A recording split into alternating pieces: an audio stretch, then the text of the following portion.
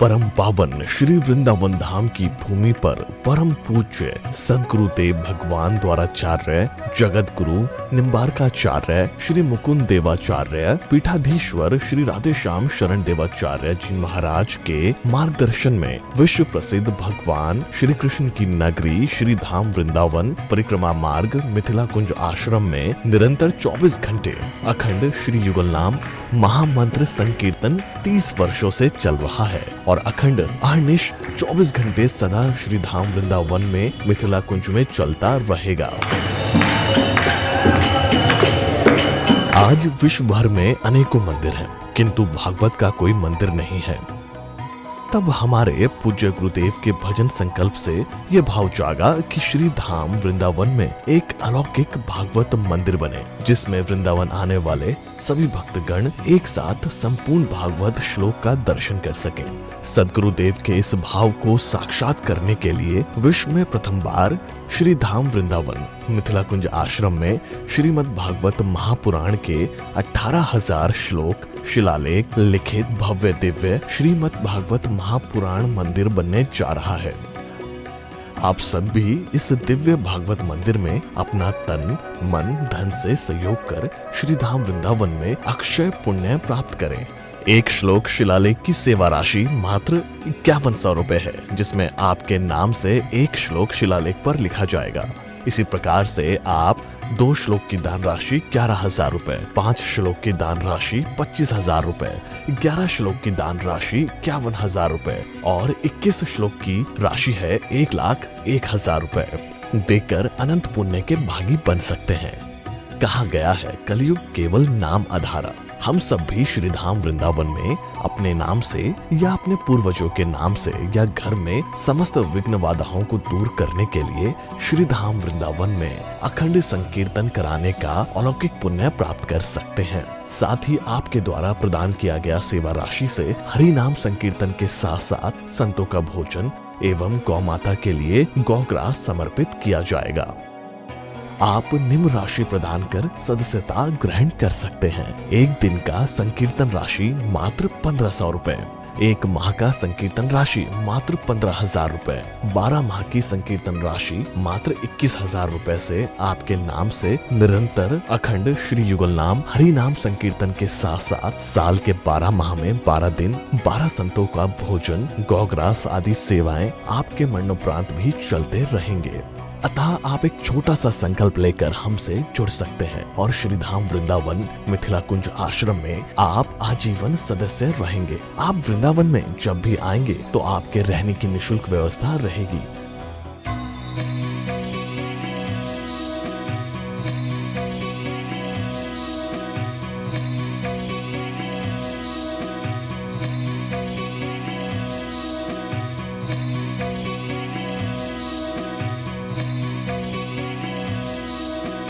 ये संस्था 80 जी के अंतर्गत कर मुक्त है, जिसके द्वारा आप अपने दान पर टैक्स की छूट प्राप्त कर सकते हैं।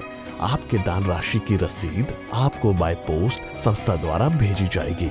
साथ में आपको संस्था का प्रमाण पत्र भी दिया जाएगा। आइए हम सब मिलकर इस दिव्य भागवत मंदिर में अपना तन मन धन से सहयोग कर श्री धाम वृंदावन में एक अलौकिक भागवत श्लोक मंदिर का निर्माण करें। अधिक जानकारी के लिए संपर्क करें और मिथिला कुंज आश्रम से जुड़ने के लिए फेसबुक, यूट्यूब और इंस्टाग्राम मिथिला कुंज ऑफिशियल पेज को फॉलो करें।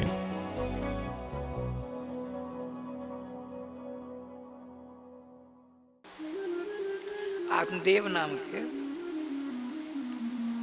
पत्तन नाम के नगर में रहते थे ब्राह्मण देवता। उन्होंने दिमाग में ठान रखा है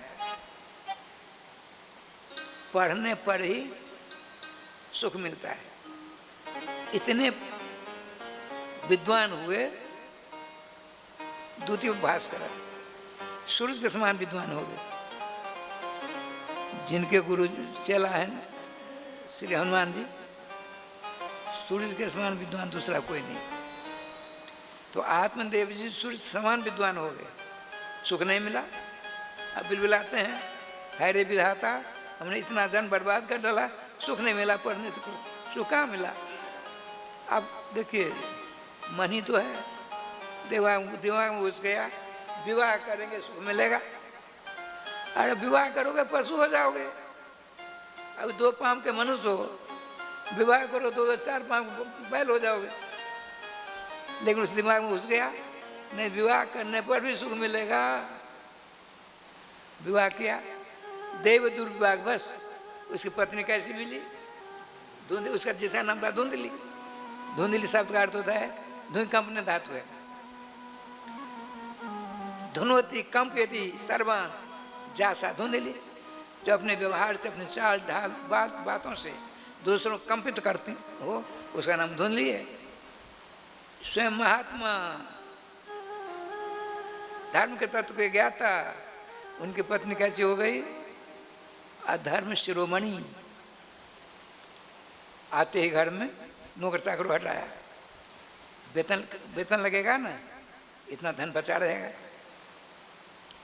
खूब काम करने में धुरंधर थी, बात करने में धुरंधर थी, झूठ बोलने में नंबर 1 थी, पति की बात नहीं मानने में नंबर 1 थी। ये देखिए सब कुछ, सारे कुलक्षण उसके अंदर थे। जो पतिदेव कहते उल्टी करते। आपने सोचा है विधाता ये क्या हो गया? मैंने सोचा था विवाह करने पर सुखी हो जाऊं। चाहिए सुख, मूल उद्देश्य है पढ़ करके सुख मिलेगा, विवाह करके सुख मिलेगा, नहीं मिला। अब सोचते हैं नहीं, बेटा होगा तो सुखी अवश्य हो जाऊंगा, बेटा होना चाहिए। ये नहीं समझते हैं बेटा उठा उठा कर अच्छी तरह मरम्मत करेगा। जो वर्तमान हो रहा है जहाँ तहाँ सब जगह, राधे राधे। अब ठाकुर जी विधान देखिए, खूब उपाय किया, कुबेर के समान धनी थे ही, आधी संपत्ति को लड़के बच्चे प्राप्त करने के लिए झोंक डाला, लेकिन न बेटा न बेटी। अब आपने सोचा ये विधाता ये क्या हो गया? संतान नहीं मिलती है, चलो आत्महत्या कर लेंगे। देखिए अब सोचते हैं आत्महत्या करके सुखी हो जाऊंगा। पढ़ करके सुख नहीं मिला, विवाह करके सुख नहीं मिला, बेटा बेटी करने के लिए बहुत सारा धन व्यय कर डाला, फिर भी सुख नहीं मिला। अब आत्महत्या करके सुख मिलेगा। आत्महत्या करके सुख नहीं मिलता है। ईशावास्योपनिषद में लिखा है, असुरजा नाम ते लोका अंधेन तमसावृता तांस्ते प्रत्याविगच्छन्ति जे के चात्मनोजना। जो आत्मघाती होते हैं, आत्महत्या करते हैं, उनको उस लोक में ले जाया जाता है जहाँ अंधेरा ही अंधेरा है, हाथ नहीं दिखेगा, न खाना न पीना न कुछ। इसलिए आत्महत्या नहीं करनी चाहिए। आपने सोचा यदि गांव में पत्थर नगर में आत्महत्या करूँगा तो हमारे 10 25 50 लोग गांव कोस में हमको लोग जानते हैं, मरने के बाद मेरी निंदा करेंगे। ये देखिए, मरने के बाद भी निंदा नहीं होनी चाहिए मेरी। चलो जंगल में जाकर आत्महत्या कर लेंगे। किसके लिए जा रहे हैं जंगल? सुख प्राप्त करने के लिए। सुख प्राप्त करने के लिए। सुख कौन है? सुख स्वरूप भगवान। सुख की लहाई हरि भगत बिनु सुन खगे सुरगार। वो स्वामी जी कहते हैं, कहा भूषण जी के द्वारा, हे पक्षीराज गरुड़ जी, जब तक भजन नहीं करेगा जीव अपने दिव्य नित्य सखा सर्वेश्वर राम कृष्ण के मंगलमय नाम का जाप नहीं करेगा, कीर्तन नहीं करेगा, भजन नहीं करेगा, स्मरण नहीं करेगा, नाम की पूजा नहीं करेगा, तब तक सुख मिल नहीं सकता। स्वप्नावस्था में ये ब्राह्मण देवता इतने बड़े विद्वान उस सुख को प्राप्त करने के लिए जंगल की राह लेते हैं। सुखस्वरूप भगवान ने सोचा, है तो मेरा ही सखा, है तो मेरा मित्र। ये सुख ढूंढता है विद्या में, सुख ढूंढता है पत्नी में, सुख ढूंढता है लड़के बच्चे में। अब सुख ढूंढ रहा है कहाँ? आत्महत्या में। ना, ऐसा नहीं मैं करने दूंगा। ये मित्र कैसा जोरदार शुभ चिंतक है। यह मित्र कभी उसका स्मरण नहीं करता, वह सदा स्मरण करता है। ये स्थिति हमारी आपकी।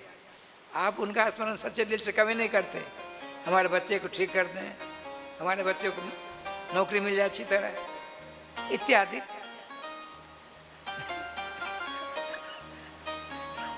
भगवान सर्वेश्वर महात्मा गुरु बना लेते हैं। एक आत्मदेव जी पहुंचे, दिन भर का थके मारे, एक सरोवर दिखा, पीपल का पेड़, हाथ पांव धोया, 2-4 चुल्लू पानी पी लिया, बैठ गए।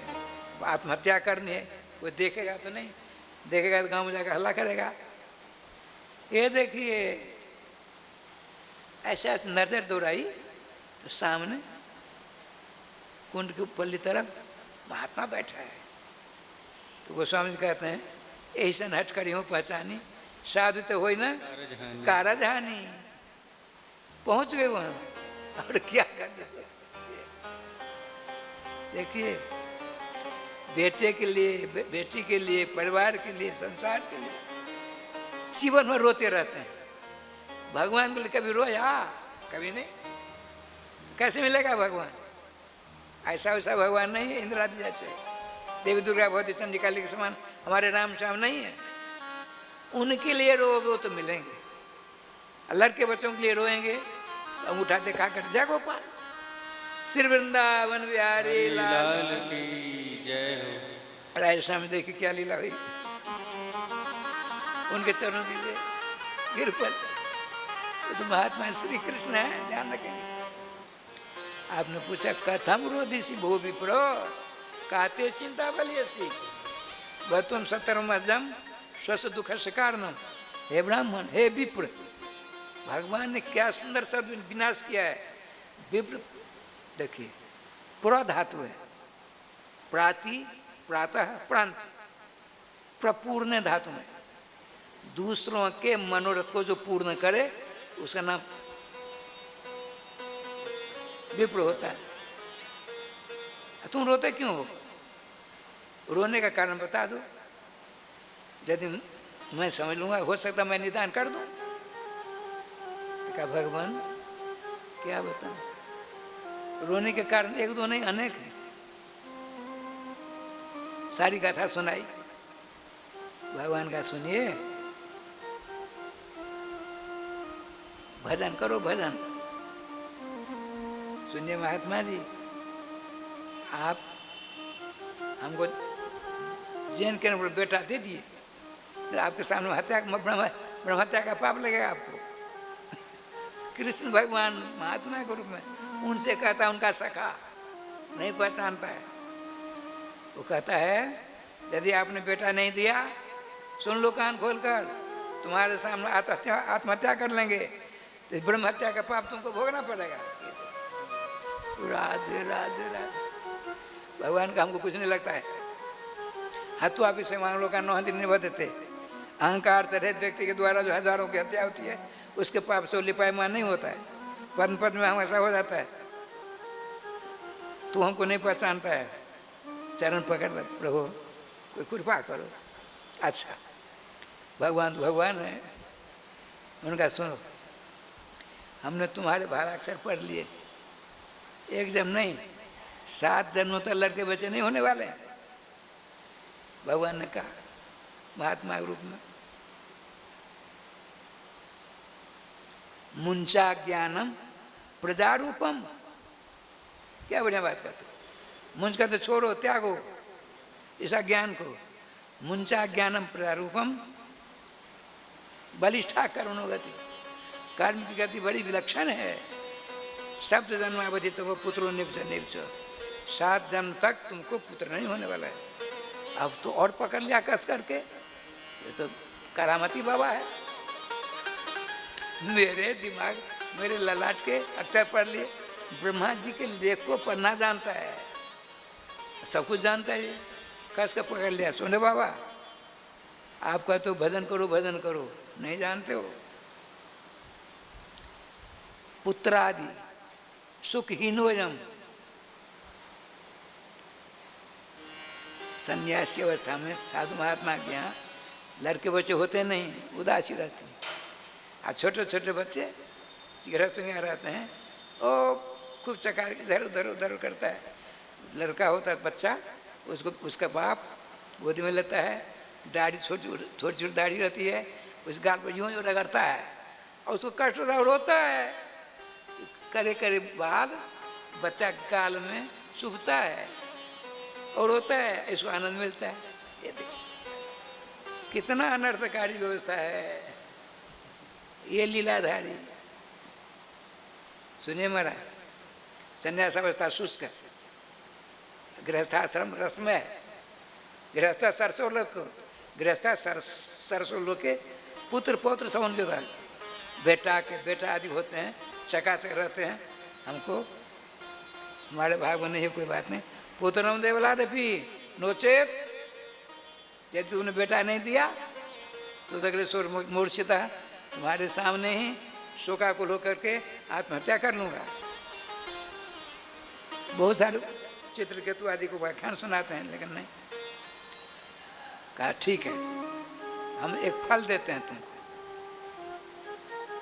भगवान श्री कृष्ण किया, जो मेरी बात पर विश्वास नहीं तो इसके यहाँ जाकर इसका कल्याण करना। देखिए जरा सुनो भाई, भागवत जी का क्या रस। आप चक्कर काटते हो, आपको सुख प्रदान करने के लिए भगवान महात्मा बनकर गए। अभी सुना नहीं आपने, अब फिर बात नहीं मानता है तो भगवान का अच्छा, हम तुम्हारे यहाँ आकर के तुम्हारा कल्याण करके छोड़ेंगे, चाहे जो होगा तो होगा। लो ये फल लो, फल दिया, इसको अपनी पत्नी को खिला देना, कहना है फल को खा दे, लेकिन 5 नियमों का पालन करना पड़ेगा 1 वर्ष तक। महाराज कौन कौन नियम बता दो। सत्यम, शौचम, दया, दानम, एक भक्तन से भोजन, 1 वर्ष तक सत्य बोले, सूची आचार से रहे, यथाशीघ्र दान दक्षिणा दे, 24 घंटों के अंदर 1 बार भोजन करे। वर्षावधि स्त्री आकार तेन पुत्र निर्मल है। 1 वर्ष तक यदि आपकी स्त्री ने, ब्राह्मणी देवी ने ऐसा किया, अत्यंत सुंदर आपको बालक होगा। खुश फल लिया चले, उधर भगवान तत्वांतर दिया था, उधर गया वो भगवान चले गए अपने यहाँ। एक रूप से इनके फल रूप से आ गए। ब्राह्मणी, हाँ जी बताइए, एक सिद्ध महात्मा थे, उन्होंने मेरे भालाक्षर पर कहा ये फल दिया, इसको खा लो। देखो इसको खाने पर 1 वर्ष तक 5 नियम पालन करने पड़ेंगे। सत्य बोलना है, उसको बुखार चढ़ता जा रहा है। हमने कभी सत्य जीवन में नहीं पढ़ा, जीवन में हमने सत्य नहीं बोला और कहते हैं झूठ मत बोलो। जो जीवन में सत्य नहीं बोला वो सत्य कैसे बोलेगा आपसे? बुखार चढ़ गया। सुचाचार से रहना, परम अपावन्य नारी है, दया करनी है, 1 बार भोजन करना है, जता इसके दान देना है। अच्छा ठीक है, ले लिया फल। उसने सोचा इतने बड़े चोटी के विद्वान मूर्ख बाबा जी के चक्कर में फंस गए। ये देखो लोगों के दिमाग में घुसा है बाबा जी मूर्ख होते हैं। अरे राम राम राम राम, बाबा जी जैसा विद्वान गृहस्थ में नहीं है। हमारे जगत रामानंदाचार्य श्री श्री श्री रामभद्राचार्य जी महाराज समान कौन विद्वान होगा भैया? कई लाख श्लोकों का निर्माण कर डाला। अच्छा, लोगों की गलत धारणा है कि बाबा जी लोग मूर्ख ही होते हैं। अब बाबा जी तो महात्मा होते हैं, हम कुछ नहीं जानते हैं। सब वही मान पर आप अमानी होते हैं। आप लोगों ने नहीं देखा होगा, एक थे श्री भक्तमाली जी महाराज, श्री जगन्नाथ जी महाराज। हमारे बाबा गुरु जी के शिष्य 2 हुए, एक वृंदावन भक्तमाली, एक अयोध्या जी भक्तमाली। वृंदावन भक्तमाली श्री श्री ब्रजराज प्राप्त श्री जगन्नाथ जी महाराज, जगन्नाथ गृहस्थ थे। वो जो बोलते थे, हंसते हुए बोलते थे, ऐसे बार पानी पानी कर देते थे। और उनके भी हमने दर्शन किए थे, श्री राम सुंदर दास जी महाराज भक्तमाली जी। ठाकुर जी की कृपा से देखिए, उसने सोचा, धुंधली ने मूर्ख बाबाजियों के चक्कर में फंस करके मेरे विद्वान पिता पतिदेव ये फल लाकर फल खा कर रहा था, किसी को लड़का बच्चा हुआ है? ये पढ़े लिखे बैल के समान हमारे पति हैं। अच्छा ठीक है, यदि फल खाने से पेट में बच्चा हो ही गया तो बच्चा बढ़ेगा, मेरा पेट बड़ा हो जाएगा, भोजन कम हो जाएगा। देखिए विषम संभावना होती जा रही। पेट में बच्चा होगा तो भोजन कम हो जाएगा ना, तो गृह कार्य खत्म भवे, तो घर का कौन काज करेगा? कौन करेगा? ननद आ जाएगी तो मैं तो सोहर घर में रहूंगी, सारी संपत्ति उठा कर ले जाएगी। विभिन्न प्रकार की राज राज करने लगी। इतना ही नहीं, सुवर्ण सदगृह, वो जो बच्चा मेरे पेट में जैसे तोता एक पिंजरा में रहता उसी प्रकार से रहेगा। और निकलेगा कैसे बेटा मेरा? यदि ऑपरेशन होगा तो बच्चा निकल गया, मैं मर गई, उस बेटे से क्या प्रयोजन सिद्ध होगा मेरा? कहीं दैवा घाटी भवेद ग्रामे गर्भनी संपलायत कथम, मेरा पेट तो बड़ा हो जाएगा, भागने में मैं कम असमर्थ हो जाऊंगी, कहीं आग लग गया राधे राधे तो जलकर सुहा हो जाऊंगी, कहीं डाकू वाकू आ गए मार डालेंगे, क्या किया जाए? ऐसी विषम संभावना को करके बोल करके अब क्या कर? सिद्धांत देखिए उसका, धुंधली जैसी नारी का क्या सिद्धांत है आप सुनिए। मूल में लिखा है, मेरे सिद्धांत से वो धुंधली कहती है दो ही माताएं ठीक हैं, दो ही माताओं का जीवन प्रशंसनीय है। कौन किन की? विधवा बा बंध्या नारी सुखनी चेती वेमती। मैं सिद्धांत स्थापित करता हूं दुनिया में, देवियों स्त्रियों दो ही नारियां ठीक से आनंद हो सकती हैं, जो विधवा हो या बंध्या हो। ये धुंधले का सिद्धांत ध्यान रखेंगे। राधे राधे राधे। इतनी उसकी बहना के निदान क्या क्या हुआ कहा सुनो, 2-3 महीना में कुछ दिनों में मेरे पेट में बच्चा है, ज्योतिष ने कहा है, तो बेटे को मैं अपने पति को कहूँगा तुम्हारे पास दे जाएंगे, तुम अच्छी मात्रा में उनको धन देना। अब बाबा जी महात्मा झूठ नहीं बोलते हैं, देख उसकी बहन है, महात्मा लोग झूठ नहीं बोलते हैं, उनकी वाणी को भगवान सत्य करते हैं, वो तो बोलते ही नहीं हैं, जो बोल देते हैं उनके इष्ट भगवान उनकी वाणी को 16 आने सत्य करते हैं। बेटा तो होगा ही, जो फल खाएगा बेटा हो। तुम्हारी गैया तो बंधिया है, उसको खिला दो। धुंधली को दिवा बात जची, विद्वान पति की बात नहीं जची, अब मूर्ख अपनी बहन की बात जच गई। औरतों का स्वभाव होता है, अपनी बहन ससुराल की बात खूब प्यार की बात खूब मानती है, ससुराल वालों के पास हाँ ठीक है ठीक है ठीक है ठीक। हमने देखा बहुत जगह नाम नहीं लगे, बोल कन्हैया लाल की जय। राय साहब जी गैया खिला दिया, गर्भवती हो गई, राधे राधे करिए।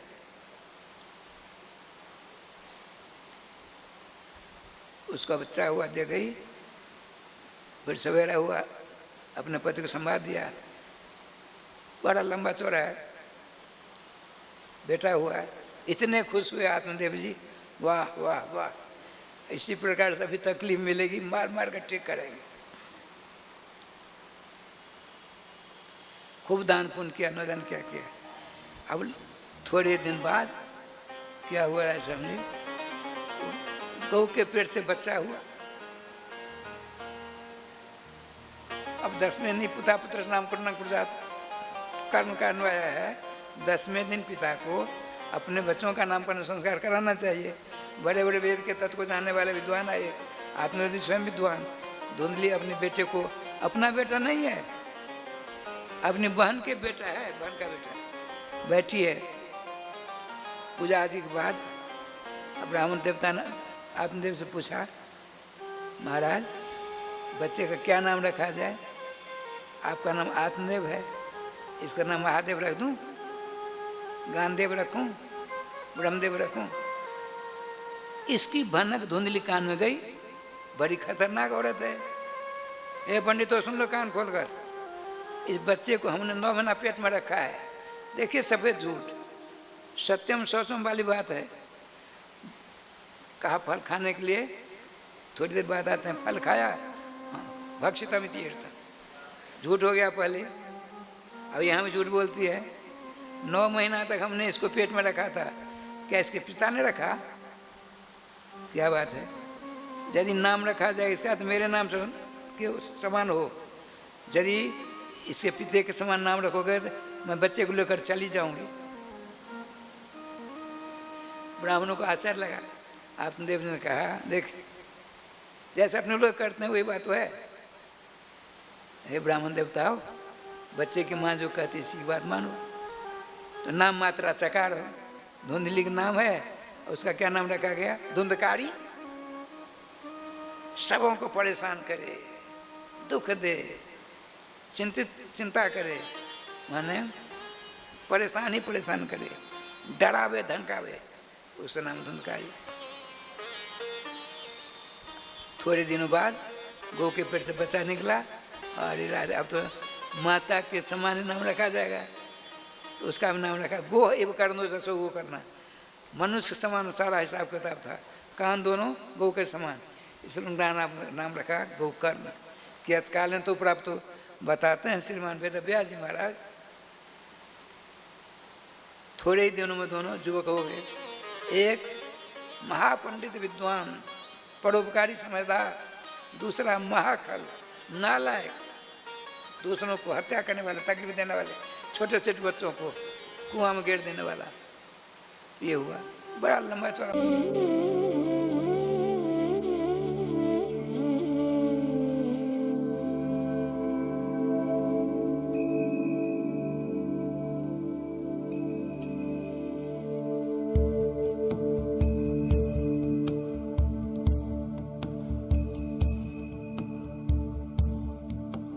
परम पूज्य द्वाराचार्य जगत गुरु निम्बार्काचार्य श्री मुकुंद देवाचार्य पीठाधीश्वर श्री राधे श्याम शरण देवाचार्य जी महाराज के कृपा पात्र शिष्य परम पूज्य महामंडलेश्वर श्री किशोरी शरण देवाचार्य जी महाराज के सानिध्य में श्रीधाम वृंदावन की पावन भूमि पर मिथिला कुंज प्रांगण में विश्व में पहली बार श्रीमद् भागवत मंदिर बनने जा रहा है। इस प्रांगण में श्रीमद् भागवत के 18,000 श्लोक शिलालेख किए जाएंगे। आप सभी भक्तगण भी इस मंदिर में सहयोग कर सकते हैं। 1 श्लोक की सेवा 5100 रुपए, 2 श्लोक की सेवा 11,000 रुपए, 5 श्लोक की सेवा 25,000 रुपए, 11 श्लोक का दान 51,000 रुपए, 21 श्लोक का दान 1,01,000 रुपए। अधिक जानकारी हेतु संपर्क करें। सहयोग हेतु अकाउंट डिटेल्स इस प्रकार हैं।